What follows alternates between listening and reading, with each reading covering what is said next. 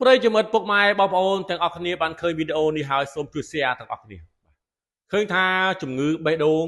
มันកើតឡើងសម្រាប់តែមនុស្សចាស់ទេពីមុនមកជំងឺបេះដូងបើការកាំងបេះដូងគេតែងតែលើកឡើងថាតើតែអាយុ50ឡើង60ឡើងទើបអាចកើតមានប៉ុន្តែពេលនេះបាទជាក់ស្ដែងគឺថាជំងឺកាំងបេះដូងបាទគឺมันសម្រាប់តែវ័យចាស់ទេតែក្មេងក៏អាចកាំងបេះដូងបានដែរអញ្ចឹងហើយថ្ងៃនេះខ្ញុំបាទសូមលើកយកបន្លែបាទដូចជាអាហារទាំង6មុខនេះដើម្បីធ្វើឲ្យបេះដូងរបស់អស់លោកអ្នកល្អនៅពេលដែលបេះដូងយើងល្អគឺយើងមានសុខភាពមាំមួនបាទអញ្ចឹងទេចង់ដឹងថាតើបន្លែដែលធ្វើឲ្យបេះដូងបានល្អនោះមានអ្វីខ្លះខ្ញុំបាទនឹងលម្អិតជូនបាទដូចតទៅនេះបងប្អូនទាំងអស់គ្នាទោះបីជាកូលេស្តេរ៉ុលគឺជាខ្លាញ់ដែលចាំបាច់សម្រាប់រាងកាយក៏ដោយប៉ុន្តែប្រសិនបើច្រើនពេកក៏អាចនឹងត្រូវពិន័យដែរដូចគ្នាដែរចំពោះសម្ពាធឈាមប្រសិនបើអ្នកមានសម្ពាធឈាមខ្ពស់វាអាចបណ្ដាលឲ្យកើតជំងឺបេះដូងនិងសរសៃឈាមដូចជាជំងឺដាច់សរសៃឈាមខួរក្បាលជាដើមហើយអាចធ្ងន់ធ្ងររហូតដល់ស្លាប់បានដូច្នេះហើយការជ្រើសរើសញ៉ាំអាហារដែលមានប្រយោជន៍ជាពិសេសបន្លែ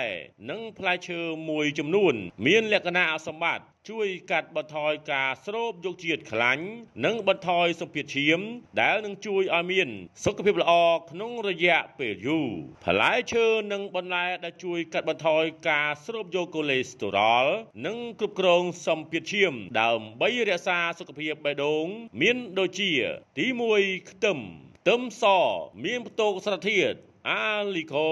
ដែលជាសារធាតុប្រឆាំងអុកស៊ីតកម្មលើសពីនេះវាអាចកាត់បន្ថយការស្រូបយកកូលេស្តេរ៉ុលពីក្រពះពោះវៀនចូលទៅក្នុងចរន្តឈាមវាក៏ជួយទប់ទល់នឹងការកកឈាមនៃប្លាកែតឈាមផងដែរដូច្នេះហើយវាមានប្រសិទ្ធភាពការពារប្លាកែតមិនឲ្យកកកុញនៅពេលដែលសរសៃឈាមខាងក្នុងរលាកឬរបួសទោះជាយ៉ាងណាក៏ដោយសារធាតុអាលីខុនត្រូវបានរកឃើញជាញឹកញាប់នៅក្នុងខ្ទឹមសស្រស់ការទទួលទានអាហារបំពន់ក្នុងទម្រង់ជាក្របខ្ទឹមគួរតែពិគ្រោះជាមួយបច្ចេកបណ្ឌិតមុននឹងលេវីទី2ព្រឹកព្រលឹមផ្លែបឺរមានផ្ទុកវីតាមីននិងសារធាតុរ៉ែជាច្រើនប៉ូតាស្យូមក្នុងបន្លែព្រឹកមានលក្ខណៈសម្បត្តិសំខាន់ក្នុងការបញ្ចូលសម្ពាធឈាមដូច្នេះអ្នកដែលមានជំងឺលើសសម្ពាធឈាមគួរទទួលទានផ្លែល្ហុងជាប្រចាំប៉ុន្តែក្នុងករណីដែលអ្នកជំងឺមានជំងឺតម្រងនោមរ៉ាំរ៉ៃមិនត្រូវបានណែនាំឲ្យញ៉ាំទេដោយសារតែប៉ូតាស្យូមអាចធ្វើឲ្យក្រលៀនកាន់តែយ៉ាប់យឺនលឿនស្លឹកគ្រៃ100ក្រាមនឹងផ្ដល់ថាមពលប្រហែល22កាឡូរីនិងប៉ូតាស្យូមរហូតដល់312មីលីក្រាមទី3ប៉េងប៉ោផ្លែប៉េងប៉ោមានផ្ទុកសារធាតុលីហ្គូផេណេនិងវីតាមីន A ខ្ពស់ជួយប្រឆាំងរ៉ាឌីកាល់សេរីនិងកាត់បន្ថយការរលាកនៃសរសៃឈាមប៉េងប៉ោគួរតែត្រូវបានចម្អិនដោយកម្ដៅមុនពេលញ៉ាំដើម្បីឲ្យរាងកាយប្រើប្រាស់បានល្អលើពីនេះទៀតប្រសិនបើអ្នកចម្អិនប៉េងប៉ោជាមួយប្រេងរាងកាយនឹងស្រូបយកវីតាមីន A កាន់តែច្រើនដែលជាវីតាមីនរលាយក្នុងទឹកបានល្អជាងទី4ខ្ទឹមបារាំងមានសារធាតុប្រឆាំងអុកស៊ីតកម្មផេណូលិក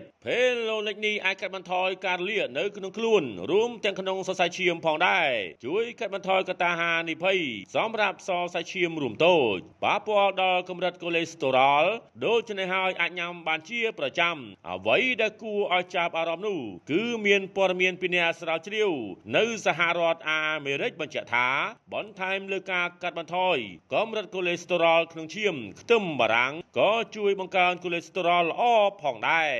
ទី5លោកខាងលិចផ្លែត្របែកជាផ្លែឈើដែលមានវីតាមីន C ដែលជាសារធាតុប្រឆាំងអុកស៊ីតកម្មនិងមានជាតិសរសៃអាហារខ្ពស់ជាតិសរសៃអាហាររារាំងការស្រូបយកកូលេស្តេរ៉ុលនិងបញ្ចេញកូលេស្តេរ៉ុលតាមលាមកដូច្នេះការទទួលទានផ្លែត្របែកគួរតែជ្រើសរើសទទួលទានផ្លែឈើស្រស់ទាំងមូលជំនួសការទទួលទានជាទឹកផ្លែឈើទី6ផ្លែប៉ោមគឺជាផ្លែឈើដែលមានជាតិសរសៃអាហារខ្ពស់ដែលមាន ទាំងជាតិសរសៃអាហារមិនរលាយនិងរលាយមានសារធាតុប្រឆាំងអុកស៊ីតកម្មខ្ពស់ទាំងផេណូលីនិងហាវ៉ូនីតជាពិសេសនៅក្នុងសម្បកការញ៉ាំអាហារសម្បូរជាតិសរសៃកាត់បន្ថយការស្រូបយកកូលេស្តេរ៉ុលជួយការពារជំងឺដែលទាក់ទងនឹងកូលេស្តេរ៉ុលជាពិសេសស្ទះសរសៃឈាមវាត្រូវបានណែនាំឲ្យញ៉ាំផ្លែប៉ោមជាមួយនឹងស្បែករបស់ពួកគេដើម្បីទទួលបានអត្ថប្រយោជន៍អតេបរមា